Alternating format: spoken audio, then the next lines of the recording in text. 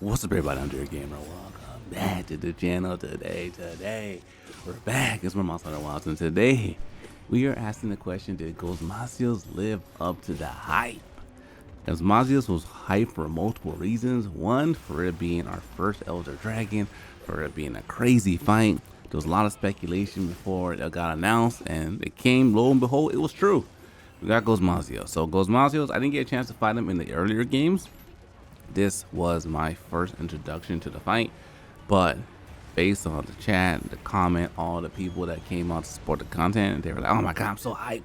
I went back and watched some of the older videos of the monster to see what it was like, and I for sure thought it was going to be a siege fight because of how big the monster is and kind of some of the strategies you had to use in the past to beat it.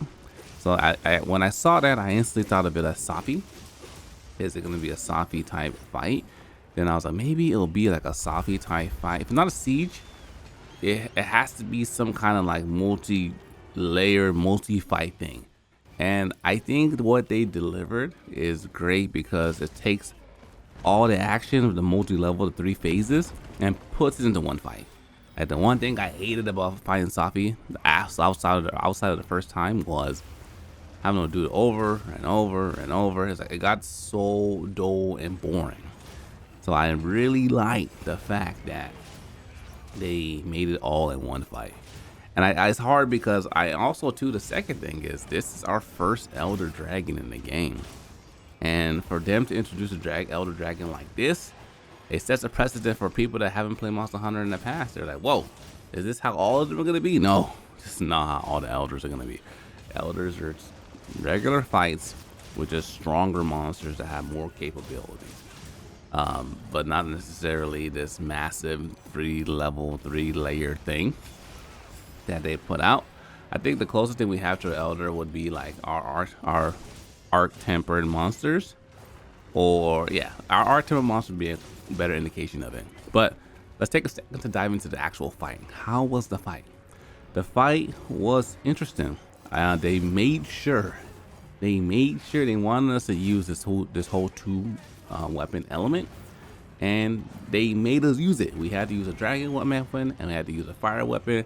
When you see oil dropping from the body, you have to use fire weapon. When you see the gas, when the oil's gone, you use a dragon. Fire softens the body, you do better damage.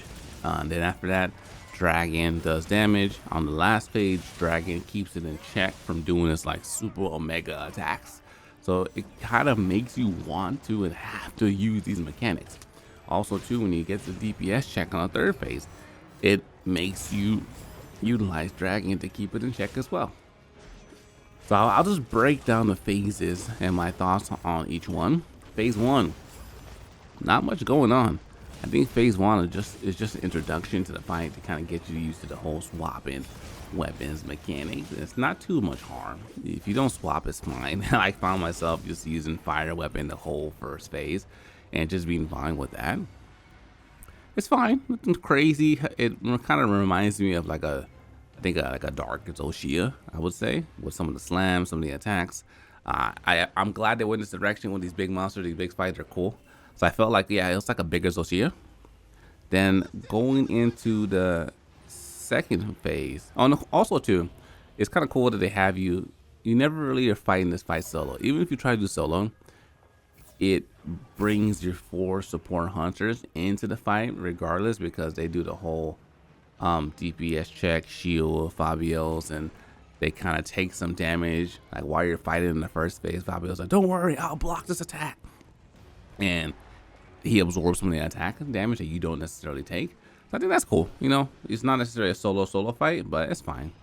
Then you go to phase 2, and that's when it's hanging on the ledge. And this is where they put some more mechanics into the fight. You have to fight. Has a rocket missile on his back, and you want to knock that off when it falls down. Charge the missile, and boom. The cool thing I did like about this part is I like the fact that you can actually run while you're holding the rope. And also too, if you get hit while holding the rope, it doesn't automatically just go back to 0. It slowly trickles down and you can go back and pick it up from wherever you left off. So I think that was a good touch. I appreciated that. You know, they respected my time. I like when devs respect our time. So that was cool. Then you do the big old missile, you do big damage on it, then all of a sudden it goes to the third phase. And third phase is where the action really starts. Third phase where we have the most, I will say, controversy from people is because during this phase, Gog is flying around a lot. Flying around, flying around, flying around. And they drops little missiles on the floor, little anti-climatic weapon ammo. You pick that up, you load it in, you hold R2, and it charges and shoots it off like Mega Man, which is cool. It's cool. And when that happens, it does damage, flying around, flying around, flying around. You kind of don't want to waste your time trying to fight it at that moment. Just pick up the missiles, shoot it, call it a day. So that's what we typically do. Then it does this whole situation where it says, "Oh my God, it's winding up a mega attack." Does a mega attack, and then boom, you hit with dragon. You survive. Fabios goes to the side, shields you from the attack. You could also perfect air slash the Nova as well and get out of the way that way too. So that happens, then you're kind of good. You do it a couple more times. If proof of the hero plays, and that's how you know you're on the right track. You're almost done, and the fight's over. So difficulty, I feel the difficulty in the fight, I feel is fine. I said this in my last video. I think it's farmable. It's supposed to be farmable because it gives us the best weapon and best materials to make our weapons even better at the moment. So I like the difficulty it currently has. I think another argument someone made was give us a savage mode, and I was like, sure, I think, yeah, give us a savage mode. The base one you can farm all day long if you want. Then savage mode is just a stronger version of it. Like, sure, that's cool.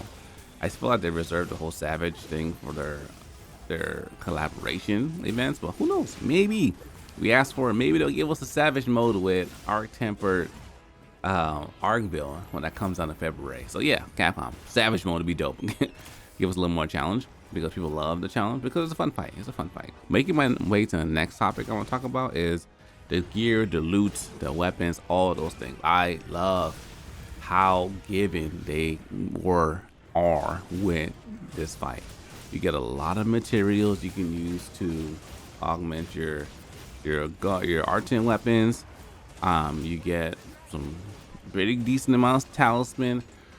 You get R10 weapons as well. You just don't get decos, but you don't need decos at this point. Every quest gives you decos, and at this point you should have all the decos you want. I'm so happy because I thought that was a really big shortcoming and unfortunate thing with Omega, especially Savage Omega. Such a hard fight for you to get nothing, or like almost nothing. It's like, why even do this? Besides fighting it a couple of times, get the armor, challenging yourself to beat it.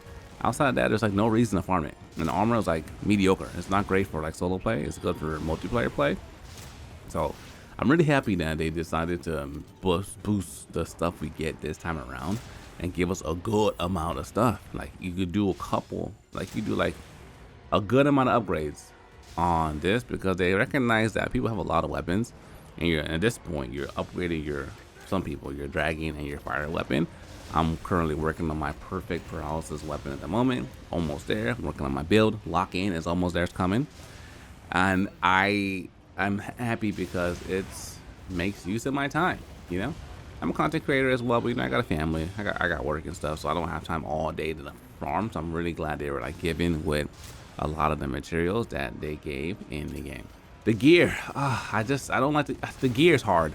The gear is hard because it's pushing us to use peak performance. It's cool because the gripe I have with the gear is I wish A and B were different. A and B were different, not just because of the skill set bonus you get.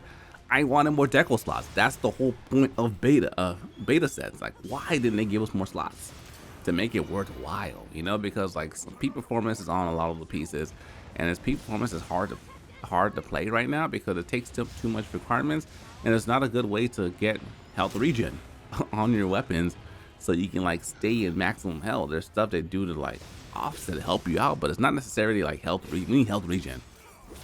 So I don't like the armor piece at all. So I think like they gave us options with our transcending our 35 and 6 armor. So I'm like looking around there. I feel like there's a lot of good hidden gems in there. That's where we're spending our time to make our next set. But as far as armor, I'm disappointed with the armor. The last one, the weapons are dope, but armor is like mediocre. It's definitely not Fatalis level. But you know what? We're in the end of the base game, and now from here we have our master rank that's coming up. Man, based on these fights, how crazy they went with like Seregios and difficulty from there, I can only imagine they're going to be absolutely insane when the expansion comes out. But I feel they delivered. I feel they delivered on this fight, on the Elder, the materials, good send off. It's a big cinematic fight. It's not a crazy difficult fight. A big cinematic fight. But ladies and gentlemen, thanks for watching. Hope you guys enjoyed this video. Comment below what your thoughts are, how you enjoyed it, gripes you had, things you would improve. Stay smooth till next time. To your camera, signing out.